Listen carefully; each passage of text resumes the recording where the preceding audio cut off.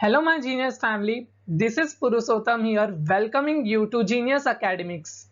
आज के हमारे इस सेशन में हम क्या डिस्कस करने वाले हैं। आज हम स्टैंडर्ड 10 का इकोनॉमिक्स का चैप्टर नंबर 1 डेवलपमेंट को बिल्कुल अच्छे तरीके से सिंपलेस्ट वे में समझने वाले हैं। So let's begin with our today's session. First of all, development है क्या? तो डेवलपमेंट इज एन आइडिया जो कि पर्सन टू पर्सन वेरी करता है। अब जब डेवलपमेंट की बात आती है तो हम दो तरीके से डेवलपमेंट के बारे में सोचते हैं। एक तो इंडिविजुअल लेवल पर, यानी कि हम खुद के बारे में सोचते हैं कि अगर मेरे पास इतना पैसा आ जाए, मेरे पास एक बंगलो हो जाए खुद का, मेरा खुद का एक गाड़ी हो, मुझे हर जगह रिस्पेक्ट मिले, तो ये क्या हो गया, आप डेवलपमेंट के बारे में सोच रहे हो। पर किसके बारे में? इंडिविजुअल लेवल पे खुद के बारे में सोच रहे हो। तो ये आपका डेवलपमेंट का आइडिया किस लिए हो गया? एक इंडिविजुअल के लिए हो गया। वही आप मान लो रोड से जा रहे हो और उधर आपको रोड खराब मिल जाते हैं, तो उस वक्त आपका डेवलपमेंट का आइडिया क्या होता है कि पूरे कंट्री में अगर अच्छे से रोड बन जाए तो पूरा इंडिया डेवलप हो जाएगा। ऐसा हम सोचते हैं ना। तो ये जो डेवलपमेंट का आइडिया है ये पर्सन टू पर्सन वेरी करता है और ये हमारा इंडिविजुअल लेवल पर भी होता है, यानी कि हम खुद के बारे में भी एक डेवलपमेंट सोचते हैं। जैसे कि स्टूडेंट्स के लिए पूछा जाए कि तुम्हारे लिए डेवलपमेंट क्या है, तो स्टूडेंट क्या बोलेंगे कि मैं जो हूँ पूरे इंडिया में टॉप पोजीशन पर आऊँ स्टडी में। तो उसके लिए स्टूडेंट के लिए क्या हो गया, उसका एक डेवलपमेंट का आइडिया हो गया। वही अगर उस स्टूडेंट से पूछो देश के बारे में कि आप बताओ आपके लिए क्या लगता है कि इंडिया कैसे डेवलप हो सकता है, इंडिया के लिए डेवलपमेंट क्या होगा, तो स्टूडेंट क्या रिप्लाई देंगे? वो बोल सकते हैं कि इंडिया में अगर बहुत सारे स्कूल्स हो जाए तो क्या होगा, हमारा इंडिया डेवलप हो सकता है। तो क्या हो रहा है, इधर हम देख रहे हैं कि डेवलपमेंट इंडिविजुअल लेवल पर भी लाई कर रहा है और अबाउट कंट्री के बारे में भी ये हमारा हो सकता है। अगर एग्जाम में आ जाए 1 मार्क्स के लिए तो आप इस तरीके से डिफाइन कर सकते हैं। अब नेक्स्ट टॉपिक आता है हमारा what development promises different people have different goals. और ये टॉपिक जो है, इस टॉपिक से सीधे आपके क्वेश्चंस आते हैं आपके एग्जाम में। तो देखिए इस टॉपिक में है क्या, इसमें हम देखेंगे कि जो डिफरेंट पीपल होते हैं उनका डेवलपमेंट को लेकर गोल अलग अलग होता है। जितने लोगों से आप पूछोगे तो आपको पता चलेगा कि सब लोग डेवलपमेंट के बारे में कुछ और ही सोचते हैं, सबके अलग अलग विचार है डेवलपमेंट को लेकर। जैसे कि हम इधर एग्जाम्पल के थ्रू देखते हैं। फार्मर से जब हम पूछेंगे कि आपके लिए डेवलपमेंटल गोल क्या है, तो वो क्या बोलेगा कि हमें बेटर इरिगेशन फैसिलिटी मिले, ये हमारे लिए डेवलपमेंटल गोल होगा। या फिर हमारे प्राइस जो भी क्रॉप्स हैं उनको गुड प्राइस मिले, तो उनके लिए वो डेवलपमेंट होगा। ओके, उनकी इनकम अच्छी होगी, उनका क्रॉप अच्छे दामों पर बिक जाएगा, तो ये उनके लिए एक डेवलपमेंटल गोल होता है। वही आप अगर बिजनेसमैन से पूछते हैं कि आपके लिए डेवलपमेंटल गोल क्या है, तो क्या बोलेंगे कि हमें गवर्नमेंट टैक्स पे बेनिफिट्स दे तो हमारा तो डेवलपमेंट हो जाएगा। और दूसरी चीज वो क्या सोच सकते हैं कि उनको अगर इलेक्ट्रिसिटी की मस्त सप्लाई मिले तो उनका काम बिल्कुल अच्छे से चलेगा और उनके लिए ये एक डेवलपमेंटल गोल हो जाएगा। वही जब आप ट्राइबल्स पीपल से पूछेंगे तो ट्राइबल पीपल क्या बोलेंगे कि जो उनके जगहों पर कोई भी काम ना हो ऐसा वो चाहेंगे, कोई उनके जगह पर डैम ना बने, कोई बिल्डिंग ना बने, ऐसा वो चाहेंगे। क्यों? क्योंकि ट्राइबल्स लोग क्या होते हैं, उनका खुद का जगह नहीं होता, वो कहीं भी खाली जगह है जैसे कि नदियों के पास वो अपना घर बना लेते हैं और उधर वो रहने लग जाते हैं। पर मान लो अगर नदी के पास डैम बनने लगेगा, तो जब डैम बनता है तो उसके लिए एक बड़ा एरिया चाहिए, तो इसकी वजह से क्या होता है, जो भी नदी के पास ट्राइबल रहते होंगे उनको उधर से हटा दिया जाता है, उनका घर खाली करवा देते हैं। तो इससे क्या हो रहा है कि ट्राइबल्स लोगों का घर छिन जाता है। तो वो क्या चाहेंगे, वो तो यही चाहेंगे कि कभी भी डैम ना बने। डैम नहीं बनेगा तो हम हमारे घर में अच्छे से रह पाएंगे, और अगर डैम बनेगा तो हमसे हमारा घर छीन लिया जाएगा, ऐसा वो सोचते हैं। तो उनके लिए डेवलपमेंटल गोल क्या हो गया कि जितने भी कंस्ट्रक्शन वर्क हैं उनके जगहों पर ना हो। ओके, तो इधर से हमें क्या पता चल रहा है कि डिफरेंट पीपल जो हैं उनका डिफरेंट ही गोल है डेवलपमेंटल को लेकर, डेवलपमेंट को लेकर। Notion for development is different for different people, यानी कि जो आइडिया है डेवलपमेंट का वो सभी लोगों के अलग अलग आइडिया है डेवलपमेंट को लेकर। हमने एग्जाम्पल के थ्रू देखा ना कि फार्मर बोलता है हमें बेटर इरिगेशन दे दो, ये हमारे लिए डेवलपमेंटल गोल होगा। बिजनेसमैन का डेवलपमेंट गोल क्या होगा कि हमें टैक्स पे बेनिफिट्स मिले। तो इस तरीके से डिफरेंट पीपल के पास डिफरेंट आइडिया है डेवलपमेंट को लेकर। अब नेक्स्ट पॉइंट क्या है, what may be development for one may not be development for other, it may even be destructive for other. यानी कि जो एक के लिए डेवलपमेंट है वो जरूरी नहीं है कि दूसरा भी वही चाहता हो डेवलपमेंट के लिए। हो सकता है कि जो एक के लिए डेवलपमेंट है वो दूसरे के लिए डिस्ट्रक्शन भी हो सकता है। इसे आप सिंपली एग्जाम्पल के थ्रू समझिए, इन ट्राइबल्स के एग्जाम्पल के थ्रू।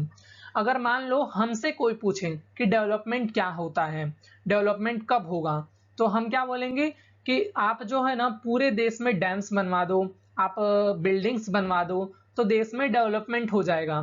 वही ट्राइबल्स लोगों के लिए ये तो डिस्ट्रक्शन हो जाएगा। कैसे?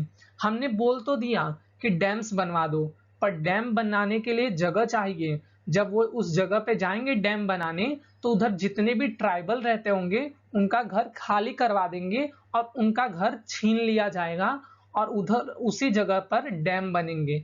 तो इधर क्या हुआ, हमारे लिए तो डेवलपमेंट हो गया कि हम तो खुश होंगे कि वहां डैम बन रहे हैं, पर डैम की वजह से जितने लोगों का घर छीन गया उनके लिए क्या ये डेवलपमेंट होगा? नहीं होगा। उनके लिए तो ये डिस्ट्रक्शन हो गया, उनके लिए ये अच्छा नहीं हुआ। तो इधर से हमें क्या पता चल रहा है कि जो एक के लिए डेवलपमेंट है वो दूसरे के लिए डेवलपमेंट हो ऐसा जरूरी नहीं है, बल्कि वो दूसरे के लिए डिस्ट्रक्शन भी हो सकता है। ओके, तो ये टॉपिक समझ में आ गया। इस टॉपिक से आपके क्वेश्चन बनते भी हैं। So let's move further. Next topic आता है हमारा इनकम एंड अदर गोल। यानी कि एक डेवलपमेंट के लिए हम सिर्फ इनकम को ही इंपॉर्टेंस नहीं देते।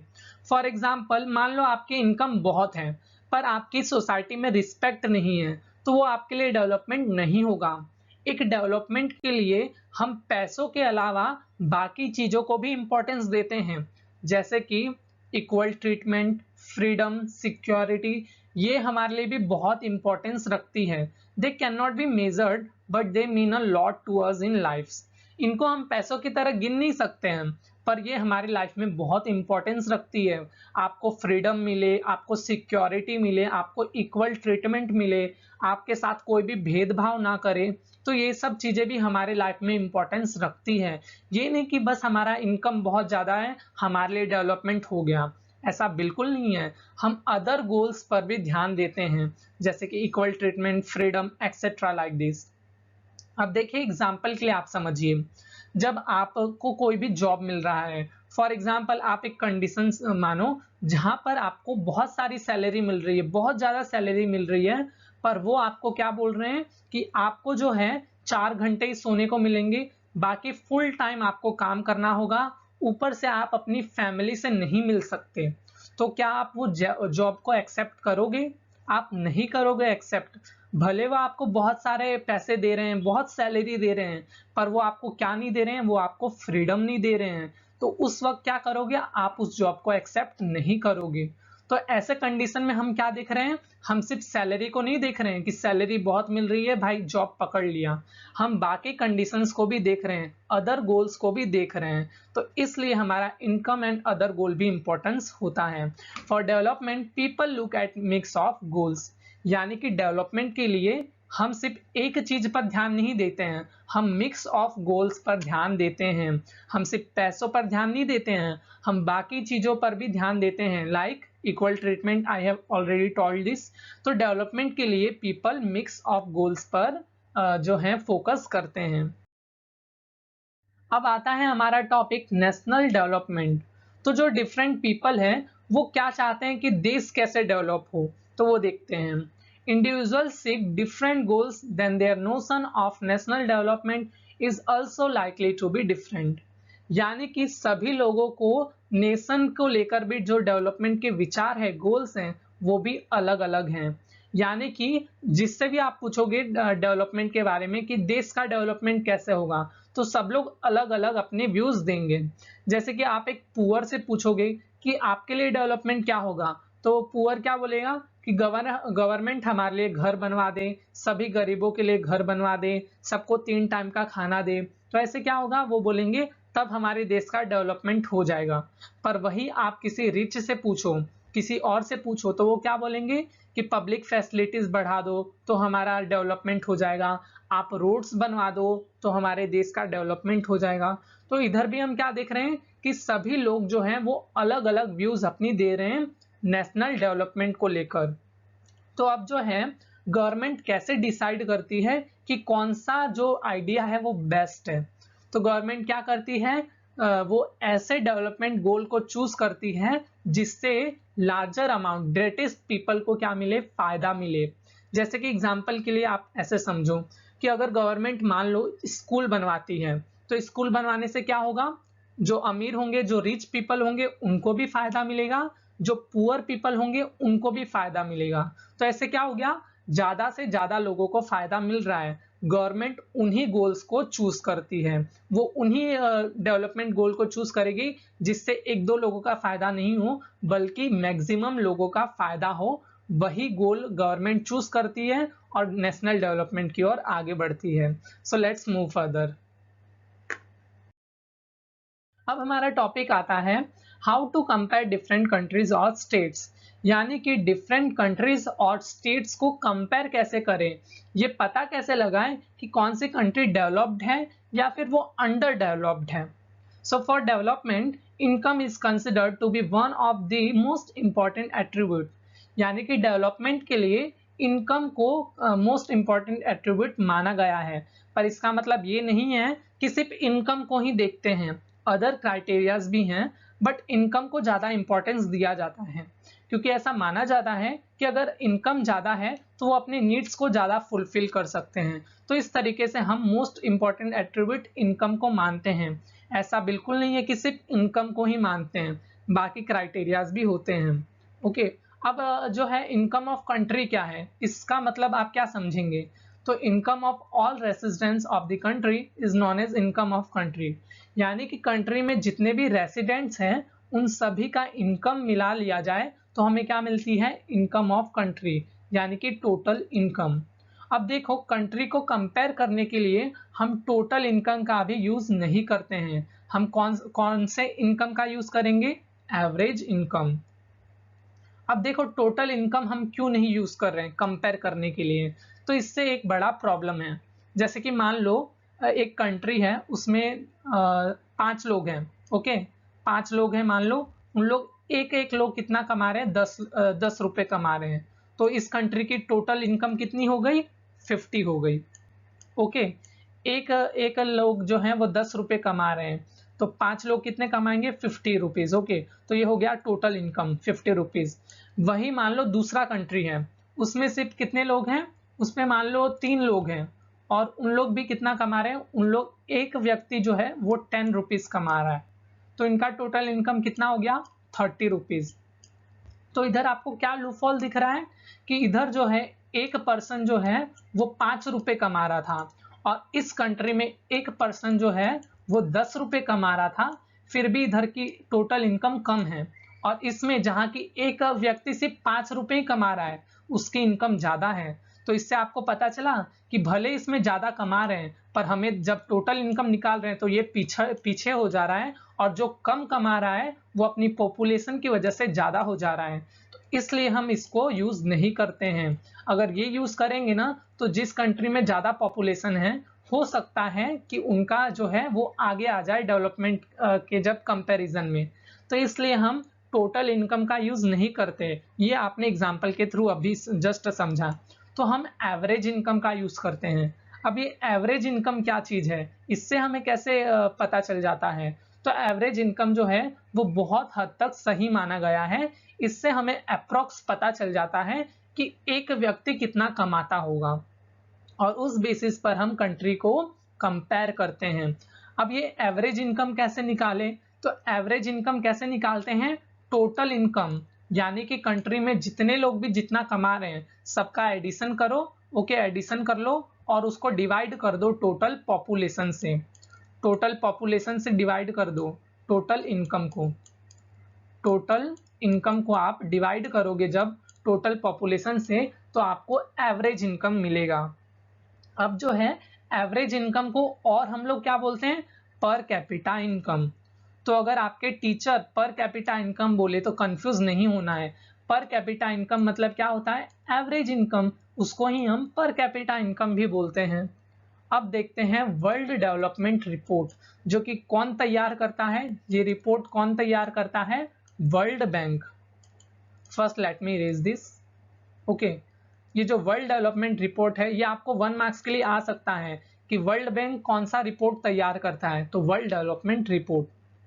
अब हमारा वर्ल्ड बैंक पता कैसे लगाता है कि कौन सी कंट्री रिच है और कौन सी कंट्री जो है वो पुअर है, ओके, लो इनकम कंट्री है। ये हमारा वर्ल्ड बैंक कैसे तैयार करता है, कैसे पता लगाता है? तो जो है उसने डॉलर फिक्स करके रखे हैं। जैसे कि जो रिच कंट्रीज हैं उनकी पर कैपिटा इनकम कितनी होनी चाहिए? US dollar 12,236 per annum. अगर इतना पर कैपिटा इनकम होगा तो वो रिच कंट्री होगी। और लो इनकम कंट्री कौन होगी? जिसका पर कैपिटा इनकम होगा यूएस डॉलर 1500 पर एनम, वो हमारा लो इनकम कंट्रीज होगा। अब बात आती है कि इंडिया कौन से उसमें लाई करता है, कौन से कैटेगरी में?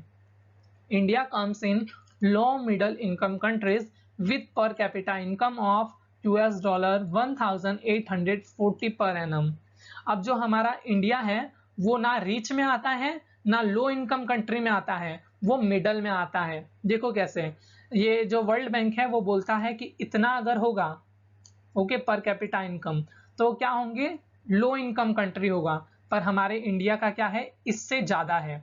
ये देखो 1005 है ना, हमारा कितना है? 1840, तो इससे हमारा ज्यादा है। तो हम लो इनकम कंट्री में नहीं आते, हम उनसे ऊपर आते हैं। पर इसका मतलब ये भी नहीं है कि हम रिच कंट्रीज में आते हैं, हम मिडल में आते हैं। ओके, अब आता है हमारा लिमिटेशंस ऑफ एवरेज इनकम, यानी कि हम कंट्रीज को कंपेयर कर रहे हैं एवरेज इनकम के बेसिस पर एवरेज इनकम भी हमेशा 100% एक्यूरेट डेटा नहीं दे पाता। ये भी कई बार डिस्पैरिटीज को हाइड कर लेता है। इसको आप बेस्ट एग्जांपल के थ्रू समझिए कि एवरेज इनकम जो है वो हर वक्त हमें सही डेटा नहीं देता, ये हमें सही अंदाजा नहीं देता। इसको आप एग्जांपल के थ्रू समझिए। मान लो एक कंट्री ए है और एक कंट्री बी है, दोनों में 5-5 लोग रहते हैं, इसमें भी 5 लोग हैं, इसमें भी 5 लोग हैं। अब देखो, इसमें हर व्यक्ति, कंट्री ए में हर व्यक्ति कितना कमा रहा है? 100 रुपए कमा रहे हैं। ओके, पांचों लोग 100 रुपए कमा रहे हैं, तो इनका टोटल इनकम कितना हुआ? पांचों को ऐड कर दो तो टोटल इनकम मिलेगा। तो टोटल इनकम हो गया 500 हुआ। अब एवरेज इनकम कैसे निकालते हैं? Total income upon total population.